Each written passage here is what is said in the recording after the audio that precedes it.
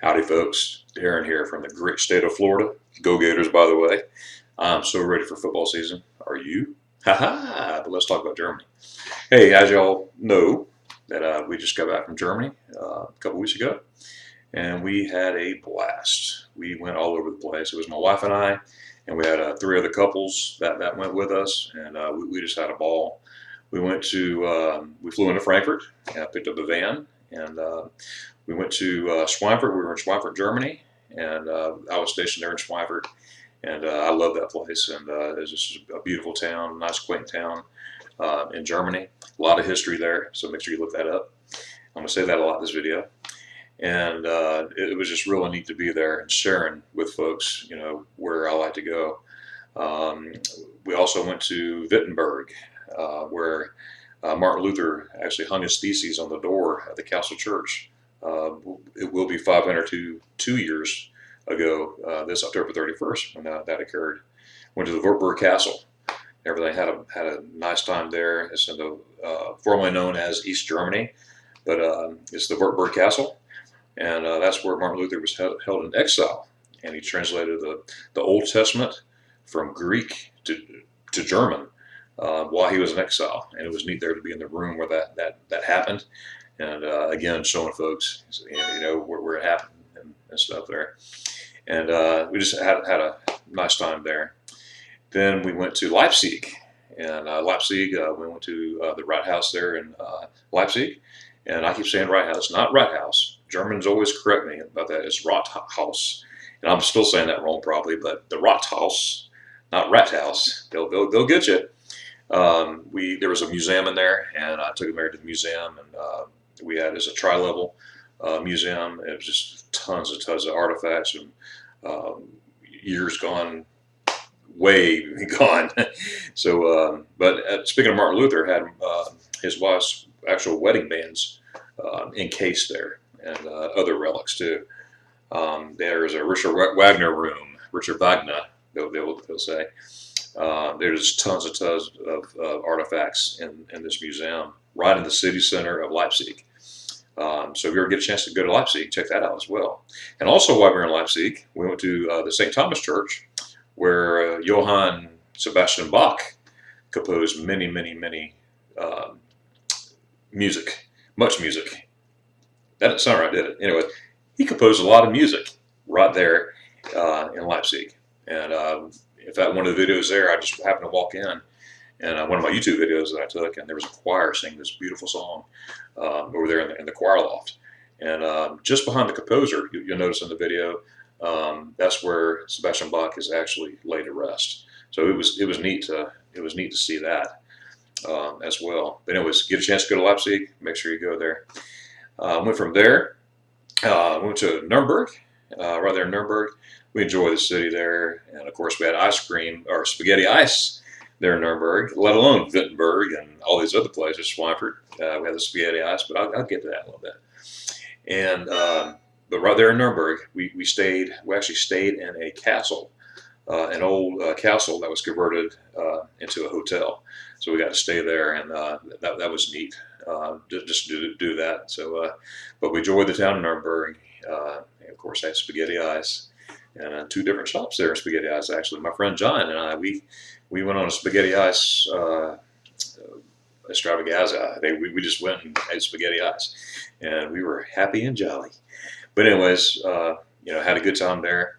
Went from there to Berchesgden, where we went up to the Eagle's Nest and everything. We had a great time up there. Great views up there. Tons of history about the Eagle's Nest. Some say it was a gift for Hitler's 50th birthday, and some say it wasn't. So I'm going with it is, because I see it in all recorded in history and everywhere. But with that being said, there's a placard up there at the Eagle's Nest saying that it wasn't. So I'm confused. I don't know. If you know the exact answer, please let me know in the comments below. Just let me know, okay? Because it is kind of confusing.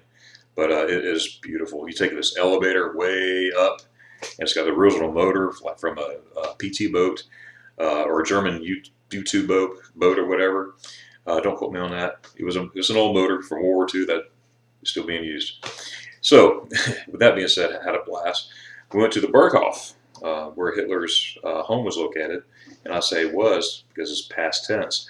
Only thing that's left there is just a foundation and like a half wall. We got there's trees and bushes growing through everything. I mean that's all that's there. I know the Royal Air Force that came in, they blew it up on air raid, and the Americans came in, and it just got demolished. And in the 50s, early 50s, I believe it's 1952, the Bavarian government says we're just tearing this down. We don't want no part of this. But anyways, the Berghof is located in a very, very beautiful place, and it's hard to imagine how so much hate was just derived in that spot. You know, all the plans for the concentration camps and the final solution and everything. It happened right there in that very spot. But still, it happened. It's history, and thank God it's history. I'm glad it is history. But we got to see that, and also the Turk Hotel, which is right above where it's at. There's no signs in Berchtesgaden pointing, hey, this is Hitler's house, or the Berghof, or nothing like that. About 4 years ago, I found it. A friend of mine and I, we found it just by talking to people, and we found it on our own. And when you get there, there is a placard up there that says what it was, what happened here. But that's it. That's the only thing that's there, and just the whole foundation, and then a lot of trees.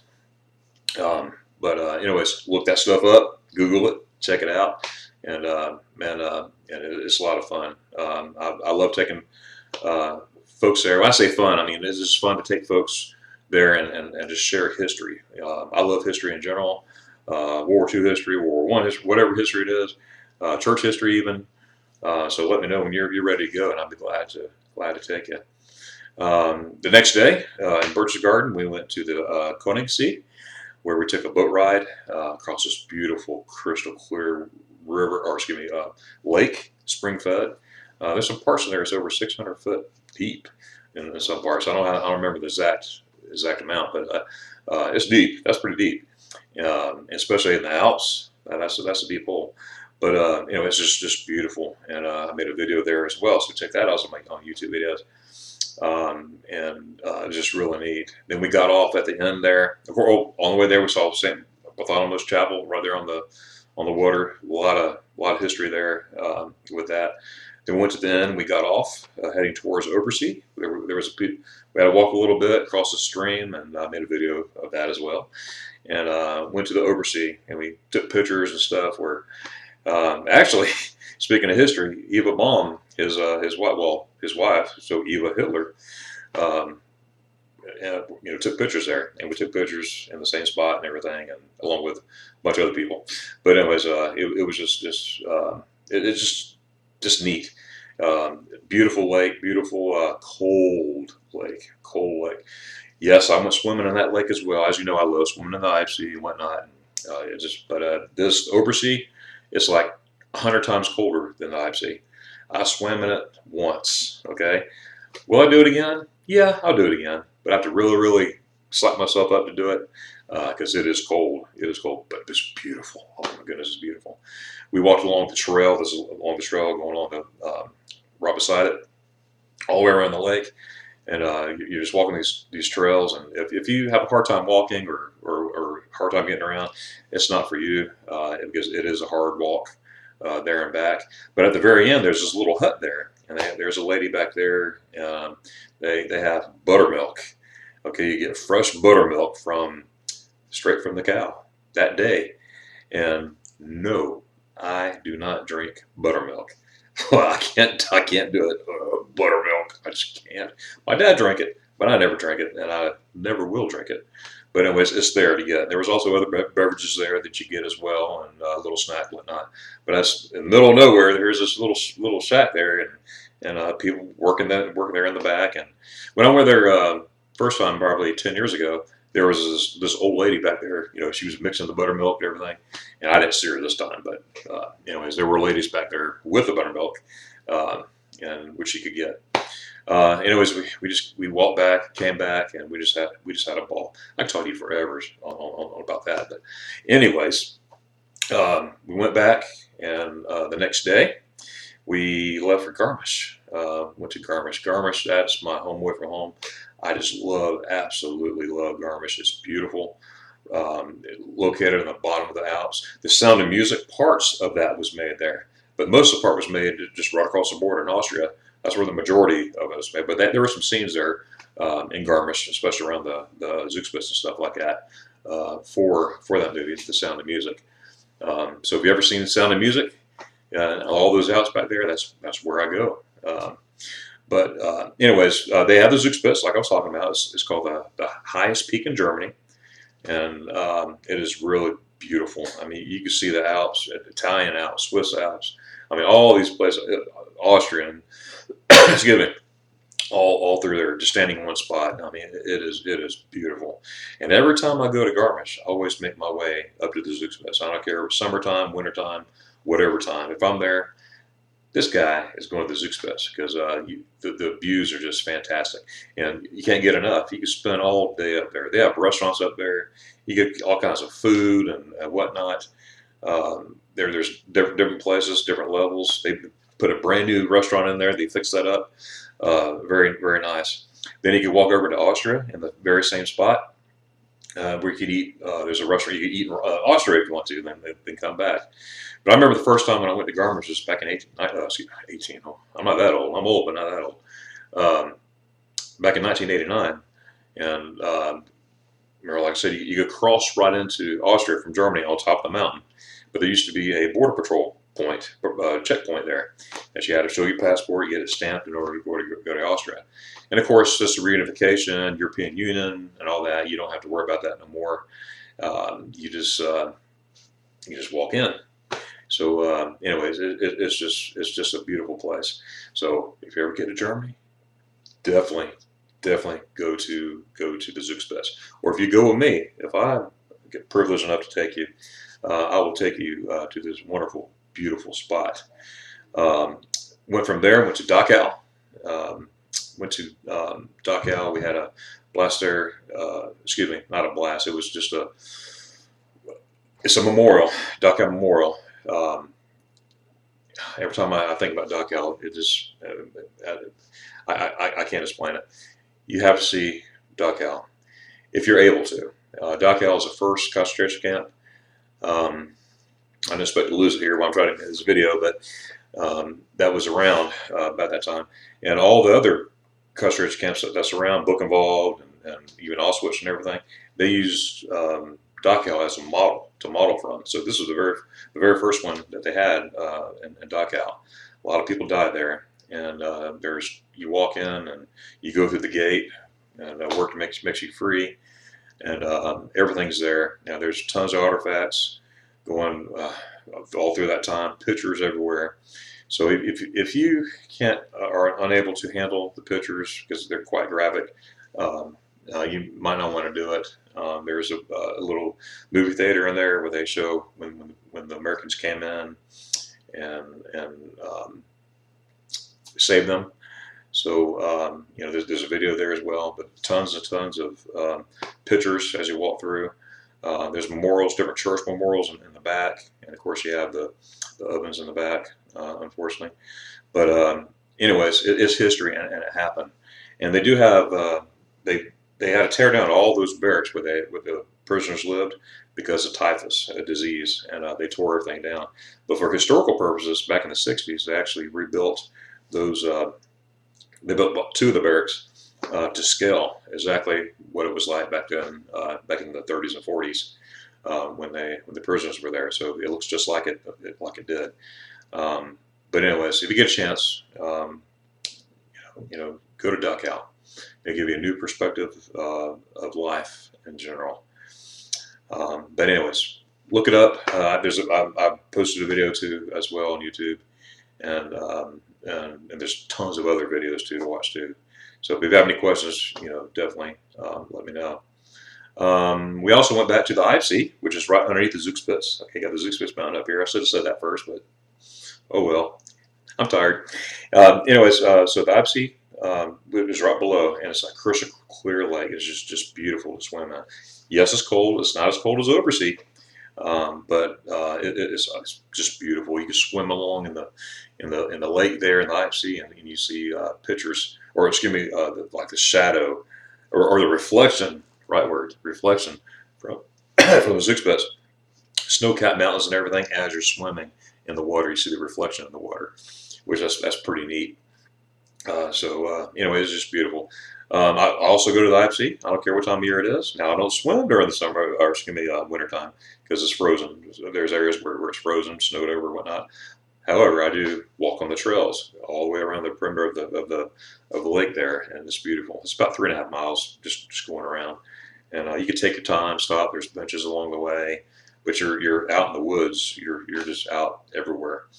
It's just beautiful, beautiful, beautiful. There's also a hotel right there on the Eibsee. It's called the Eibsee Hotel. I stayed there twice in my times going there, and it's just gorgeous, beautiful, great staff, by the way. And no, this is not Eibsee Hotel commercial, but I would recommend Eibsee Hotel if you go there, and it's just beautiful.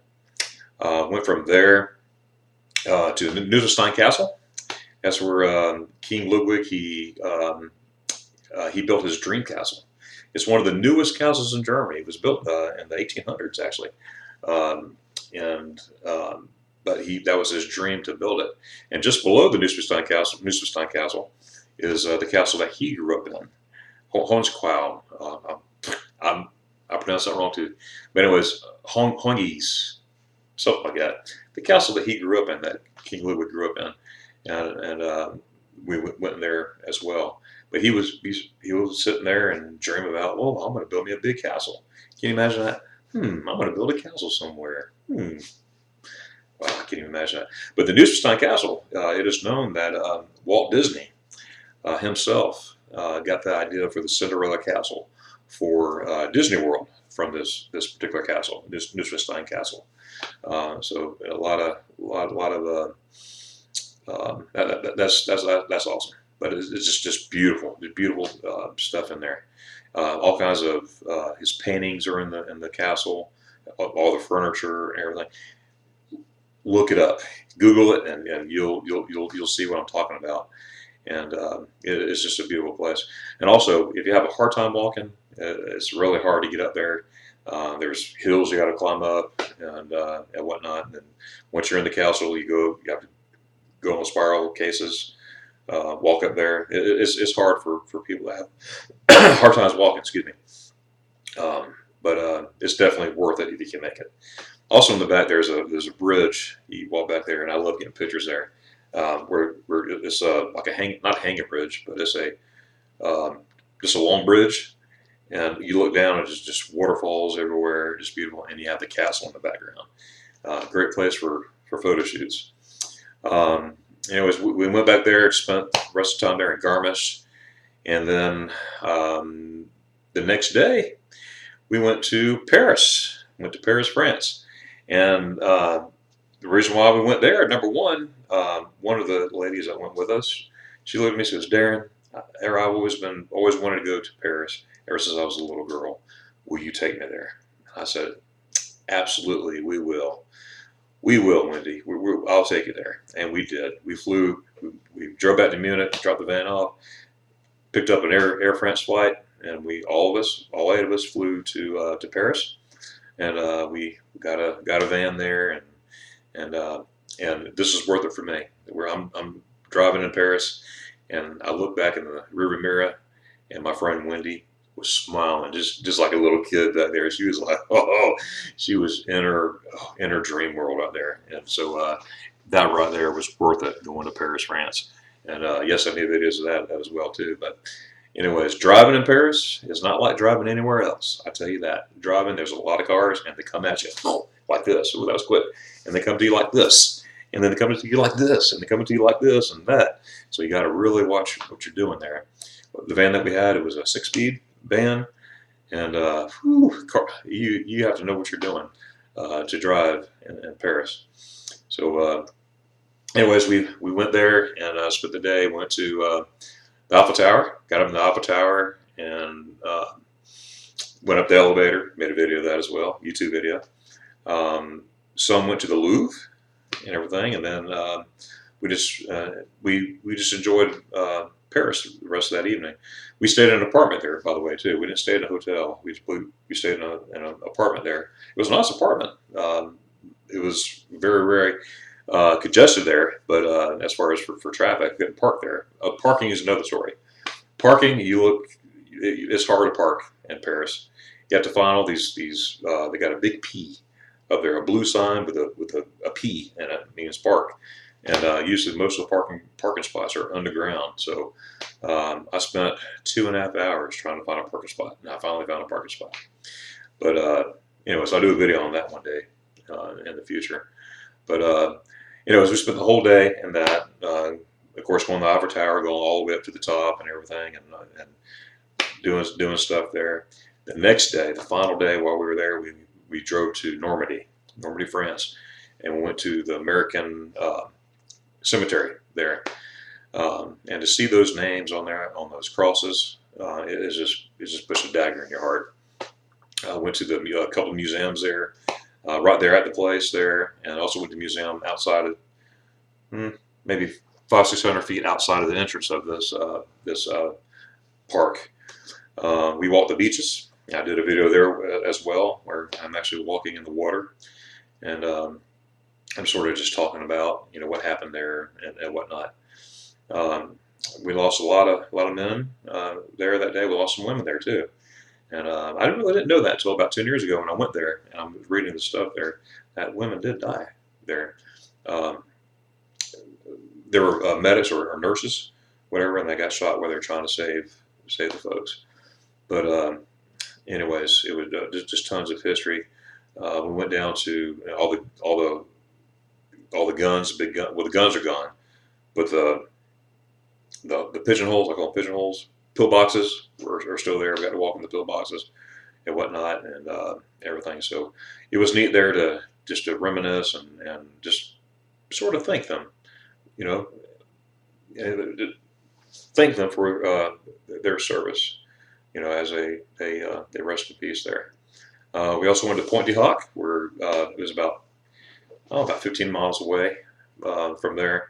That's where the Army Rangers came in, and they shot up all those ropes with the hooks, and they're climbing up and shimming over and whatnot. And we lost a lot of men right there as well. And anyways, it is just tons and tons of history.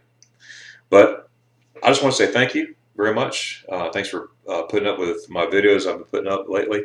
I've been putting up a lot of videos of that I took when I was there. Some videos I haven't put up yet. I still have, I don't know, 4 or 5 more. But I will be making videos at least once a week after this week. So anyway, so you won't be bombarded. I try not to bombard everybody. I probably do maybe 1 a day, sometimes 2 a day. But anyways, but thanks. And thanks for all the response. I'm getting a lot of emails, a lot of phone calls, even from folks all over the country who would like me to take them to Germany and be their travel guide.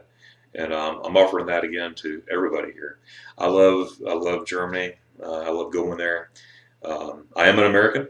I'm a proud American. I serve this country, United States Army, as well as my family.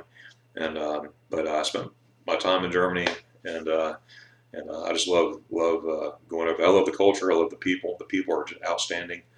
They make the best spaghetti ice, the best ice cream in the world right there. Excuse me. And I've done a lot of videos on spaghetti ice, but anyways, I just love going. So if you would like information about going to Germany, about me being your personal travel guide, and I would love to talk with you. I'm not a travel agency. I'm not of that. I do this as total hobby, and I get a lot of questions. Well, how much does it cost? Well, I don't charge anything. If I charge anything, it'll be you just pay my expenses. You pay my expenses, and I'm your travel guide the whole way through. I'm there from beginning to end, driving everywhere. I'm there for you, and we will set up an itinerary that you like. You're in charge of the itinerary, and I'll give you suggestions. And if you have any suggestions, we will definitely put that in there any way you like it. So anyways, I'm looking forward to talk to you if we have not talked yet, and just go from there. By the way, before I go, I got a couple people lined up already for next year, and it looks like I'll be going back to Germany in a few months as well. So I'll be making a lot more videos when I'm there. Anyways, bye guys. I've already been on here 25 minutes. I can't believe that. I'm sitting there blabbing. I'm looking forward to meeting you and to talking to you. I hope you're enjoying my videos. Just let me know in the comments and everything, and we'll talk to you later. So before I forget, make sure you like, subscribe, and hit the bell so you have notifications of my next videos. Anyways, God bless from Florida. I'll talk to you later. Dankeschön, tschüss. Oh, oh.